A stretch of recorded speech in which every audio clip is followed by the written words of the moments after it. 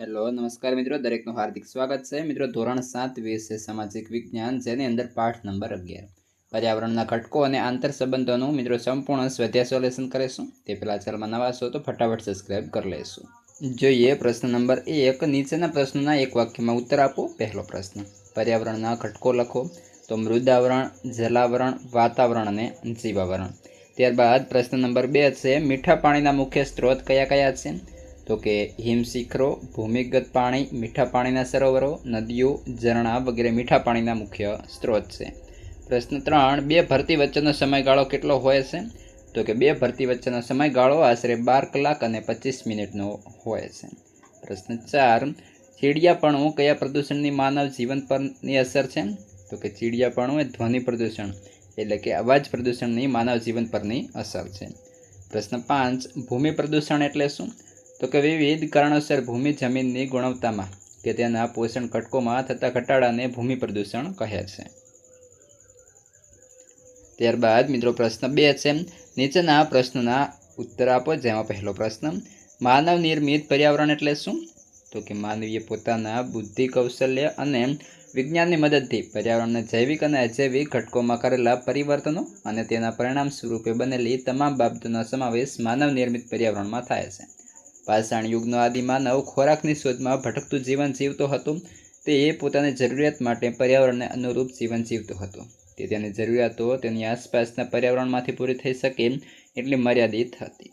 સમયાંતરે માનવીના જીવનમાં પરિવર્તન આવતા તેની જરૂરિયાતોમાં વધારો થાય છે અને માનવીએ પર્યાવરણનો ઉપયોગ કરવાની અને તેમાં પરિવર્તન કરવાની રીતો શીખી લીધી. તેણે અગ્નિની, ખેતીની અને ચક્રની ક્રાંતિકારી શોધો કરી. તેના આધારે અર્વાચીન માનવીએ ખેતી, પશુપાલન, ગૃહ ઉદ્યોગો, મોટા યાંત્રિક ઉદ્યોગો, વાહન વ્યવહારના સાધનો તેમજ માર્ગો અને વસાહતોનો વિકાસ કર્યો છે. આ પ્રક્રિયા હાલમાં ખૂબ ઝડપી ચાલી રહી છે. માનવ નિર્મિત પર્યાવરણને સાંસ્કૃતિક પર્યાવરણ તરીકે પણ ઓળખવામાં આવે છે. ત્યારબાદ મિત્રો પ્રશ્ન 2, જમીન પ્રદૂષણ અટકાવવાના ઉપાયો લખો. જોઈએ તો પહેલો છે, પ્લાસ્ટિક અને રાસાયણિક ઉપયોગ જરૂર પૂરતો જ કરવો જોઈએ. કારખાના, ઉદ્યોગ તેમજ વસાહતો સ્થાપવા માટે બને ત્યાં સુધી બિનઉપજાઉ પડતર જમીનનો ઉપયોગ કરવો જોઈએ. ખેતીમાં રાસાયણિક ખાતરોને બદલે જૈવિક અને દેશી ખાતર તેમજ લીલા પડવાશવાળો ઉપયોગ કરવો જોઈએ. પાકને કીટકો અને જંતુનાશકોથી બચાવવા માટે વપરાતી જંતુનાશક દવાઓ જરૂર પૂરતી જ વાપરવી જોઈએ. ઘન કચરાનું વર્ગીકરણ કરી તેનો પુનઃ ઉપયોગ કરવો જોઈએ.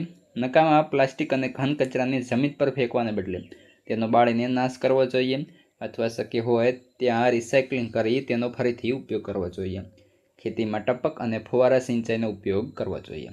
મિત્રો, આપણે ચેનલ પર તમારા તમામ વિષયના સ્વાધ્યાય, સ્વાધ્યાયન પોથી વગેરે તમામનું સોલ્યુશન ઉપલબ્ધ છે, જેની લિંક આ વિડીયો ડિસ્ક્રિપ્શનમાં મળી જશે.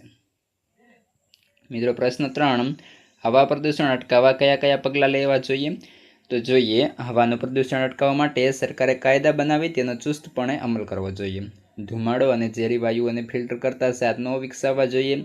કોલસા અને પેટ્રોલ, ડીઝલનો ઉપયોગ ખૂબ મર્યાદિત માત્રામાં કરવો જોઈએ. વાહનોમાં સીએનજી અને પીએનજી તેમજ સૌર ઉર્જા અને વિદ્યુત ઉર્જા જેવા પ્રદૂષણ મુક્ત બળતણોનો ઉપયોગ પ્રોત્સાહિત કરવા જોઈએ.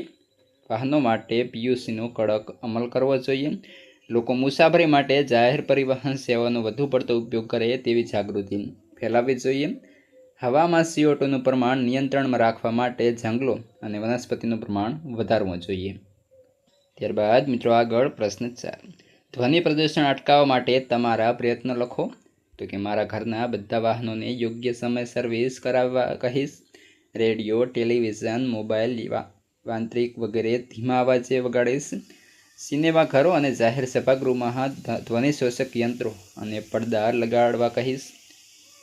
તે ઉપરાંત મિત્રો સામાજિક પ્રસંગો તેમજ ઉત્સવો, ઉદ્ઘાટન પ્રસંગો કે લગ્ન પ્રસંગો વગેરેમાં બિનજરૂરી ઘોઘાટ કરીશ નહીં. ઉજવણીના કાર્યક્રમો અને સરઘસોમાં ફટાકડા ફોડીશ નહીં. શાળા અને હોસ્પિટલ જેવા સ્થળો પાસે નો હોર્ન અને સાયલેન્સર ઝોનનો કડક અમલ કરાઈશ. મુખ્ય રસ્તાની બંને બાજુઓ વૃક્ષો ઉગાડીને વાહનોના અવાજનું નિયંત્રણ કરવા પ્રયત્ન કરીશ. મિત્રો વિડીયોને ખાસ લાઈક કરી દેશો. ત્યારબાદ મિત્રો પ્રશ્ન 3 છે, દરિયામાં ભરતી ઓઠ થાય છે. ઉત્તર લખો. તો કે દરિયાના પાણી દિવસમાં 2 વખત ઊંચે ચડે અને નીચે ઉતરે છે. દરિયાના પાણી ઊંચે ચડે તેને ભરતી અને નીચે ઉતરે તેને ઓઠ કહે છે. ભરતી વખતે દરિયાના પાણીની સપાટી ઊંચી આવીને કિનારા તરફ ધસી આવે છે. ઓટ વખતે દરિયાના પાણીની સપાટી નીચે ઉતરીને કિનારાથી દૂર જાય છે. ભરતી ઓટ સૂર્ય અને ચંદ્રના ગુરુત્વાકર્ષણ બળની અસરથી થાય છે. બધા સ્થળોએ અને બધા દિવસોએ એક સરખી ભરતી ઓટ આવતી નથી. પૂનમ અને અમાસના દિવસોએ સૌથી મોટી ભરતી અને ઓટ આવે છે. ત્યારબાદ મિત્રો પ્રશ્ન 2 છે, સાતમ આઠમના દિવસોએ સૌથી નાની ભરતી ઓટ આવે છે. ઉત્તર તો કે દર અમાસ અને પૂનમના દિવસે સૂર્ય, પૃથ્વી અને ચંદ્ર સીધી રેખામાં આવે છે. તેથી સૂર્ય અને ચંદ્રના ગુરુત્વાકર્ષણના આકર્ષણથી ખેંચાઈને સમુદ્ર જળના વધુ મોટા મોજા ઉત્પન્ન થાય છે. દર અમાસે અને પૂનમે પૃથ્વી પર ચંદ્ર અને સૂર્યના ગુરુત્વાકર્ષણ બળ એક જ દિશામાં લાગતા હોવાથી એ દિવસે મોટી એટલે કે ગુરુત્તમ ભરતી આવે છે. ત્યારબાદ મિત્રો આગળ પ્રશ્ન 4 યોગ્ય શબ્દ વડે ખાલી જગ્યા પૂરવાની રહેશે. પહેલો છે વાતાવરણમાં સૂર્યના તો કે આવશે પાર જાંબલી કિરણોનું શોષણ કરી સજીવ સૃષ્ટિનું રક્ષણ કરે છે. 2 ધ્વનિ પ્રદૂષણને તો કે મિત્રો ઘોંઘાટ કહે છે. 3 સમુદ્રના પાણી કિનારા તરફ ધસી આવે છે તેને તો કે ભરતી કહે છે. મિત્રો આ સાથે આપણું સોલ્યુશન અહીં પૂર્ણ થાય છે. હવે આગળનું અને અન્ય વિષયનું સોલ્યુશન, સ્વાધ્યાય પોથી, મિત્રો નકશા પોથી વગેરે તમામના સોલ્યુશનની લિંક આ વિડીયોની ડિસ્ક્રિપ્શનમાં મળી જશે, ત્યાંથી તમે જોઈ લેશો.